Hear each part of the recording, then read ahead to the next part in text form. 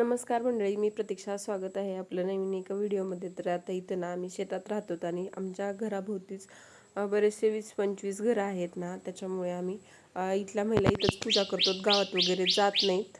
कारण का गावात जायचं म्हणलं तर अर्धा किलोमीटर लांब जावं लागतंय आणि इथल्या इथं आहे वडाचं झाड वगैरे म्हणून आम्ही इथंच पूजा करतो. गेल्या वर्षीपासून अगोदर जात होतो गावामध्ये, पण आता खूप ऊन आहे आणि लहान लेकरं वगैरे सोबत असल्यानंतर खूप बेजारी होते. त्याच्यामुळे आम्ही ना आता गेल्या वर्षीपासून इथंच पूजा करायला. आता इथं बघू शकतात माझी पूजा तर झाली होती व्यवस्थित.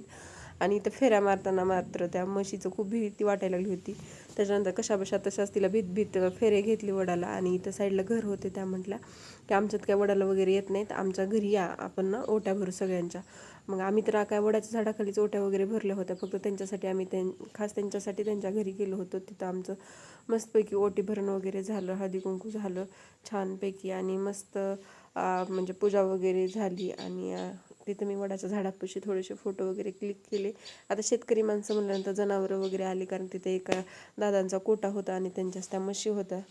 आणि बघा इथं माझे फोटो वगैरे काढले आणि जाताना मी एकदम सुंदर तयार झाले होते. येताना माझा असा काहीतरी अवतार झाला होता. व्हिडिओ आवडला असेल तर लाईक, शेअर आणि सबस्क्राईब करायला अजिबात विसरू नका.